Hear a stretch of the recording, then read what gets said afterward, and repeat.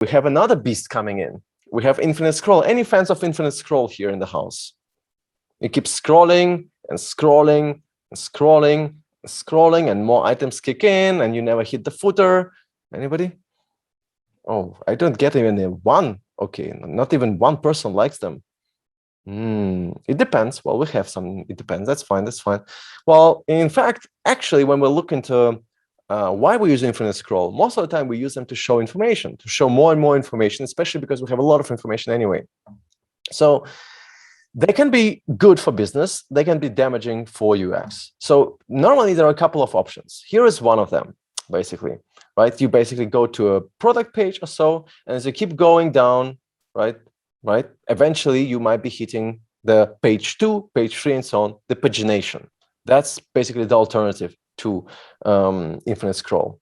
But then you have this, right, where you literally go and go and go. And if you look in the scroll bar on the right, it just keeps going forever, because apparently there are many shoes on Nike, right?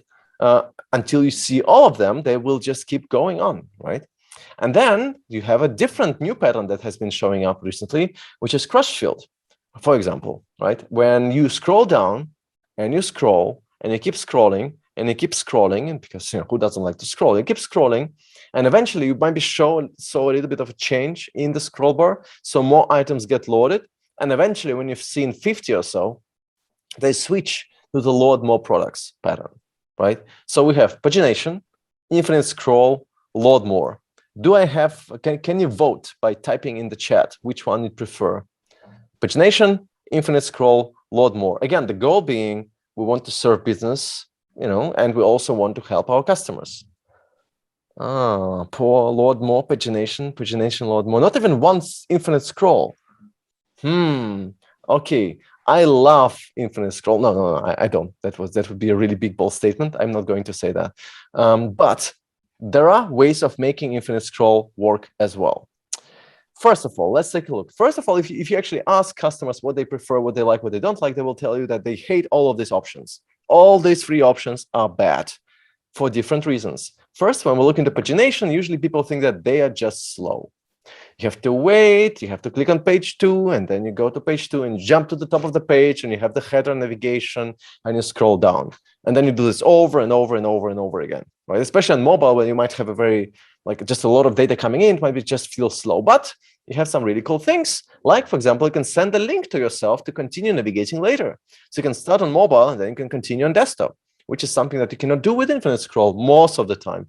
Technically, you could do that, but most of the time, most implementations don't have that. So users browse significantly less. That's important to understand here. And they often feel slowed down. But if this is your goal, it's going to work. Users spend more time on the first page and use filters and sorting more, right? If that's your goal, and you maybe don't have hundreds of products like Nike does, maybe pagination is the best option for you, right? Infinite scroll, on the other hand, is the most overwhelming one. Users often dive into this exploration mode. They see a lot of products, but they very often don't go into detail. They don't go into all the fine intricacies of every product. Some of them will be opening a few tabs, but it's really unlikely to see like 20 or 40 tabs open, right? People want to explore everything to see what they've got first. And very often they just get totally out of control, and they feel like they don't know where they were. They cannot continue scrolling or continue exploring these products. And you also, of course, has a footer issue. Still, sometimes I can see this working really well. So if you do want to use an infinite scroll, at least one issue is fixed, the footer issue, because you can use a simple pattern that I found on Damakan, which is a Malaysian food delivery service. Don't ask me how I got there. I have no idea, really. So what they do is they kind of show this floating footer at the bottom. So it's a scrolling pattern, scrolling bar. So as you scroll, more and more and more and more and more items show up, right? But at every point of time, you can hit the footer if you need to. That's great. So we don't have the footer issue. Still, you might be very cautious about showing too many items because people will drop off. And finally, we have the load more. What are we going with load more pattern? Well, as it turns out, it works best in terms of conversion. I'm not sure if it works best in terms of UX. I don't see many people being very excited or loving it too much, but it seems to be working best for businesses. If people have control, Everything that they need can be on the same page, but they don't have to. And also, that's important, once you hit the load more button, you can change the URL, right? And so add a little bit of space between the first part and the second part, right? What you've just loaded. So people feel like they're navigating through the parts of the list, like they're going through pages, although in reality, just one big list, right? And they can send links to themselves. And that's one thing that I would highly recommend you to do. If you do use a load more pattern, I challenge you to add a link to share, or like a share link right next, or probably right under the load more button, or right above it. Depends on where you want to, how it's designed. So people can actually send the link to themselves and continue browsing later. That's very, very useful as well, right? And you know what people also like? They like to have predictable interfaces, which is not common, usually not the case. For example, if we go to IKEA, and we just keep going and keep scrolling, eventually we have this mode where we have to start filtering or sorting because there are just too many products. And we'll be sorting by price, by customer rating, by other things. So filtering is clear. We select what is important to us, but sorting is actually quite important as well. So what if we make sorting a bit more useful? There is a prototype that Baymart Institute, it's basically just a usability research company from Denmark, great friends of mine. They did a little test. What if we do this, right? Imagine you're sorting by something, by price, by review, by anything really, and you just highlight with loading like infinite scroll or even load more button, right, where you are. So if you're sorting by price, you can jump immediately to $210. That's infinitely more useful than just scrolling and scrolling and scrolling and scrolling forever, right? So why don't we do that? The same could be for reviews. I want to jump to 4.7. Well, we have then 4.5, 4.6, 4.7, and you keep going.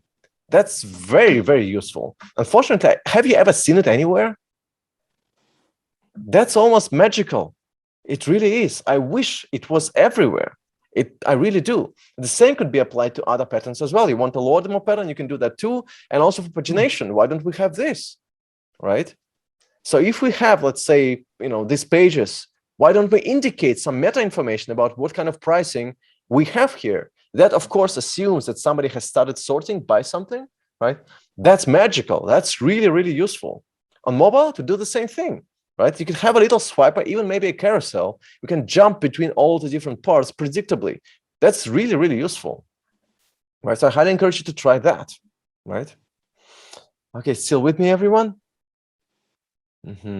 Okay, which kind is better for accessibility?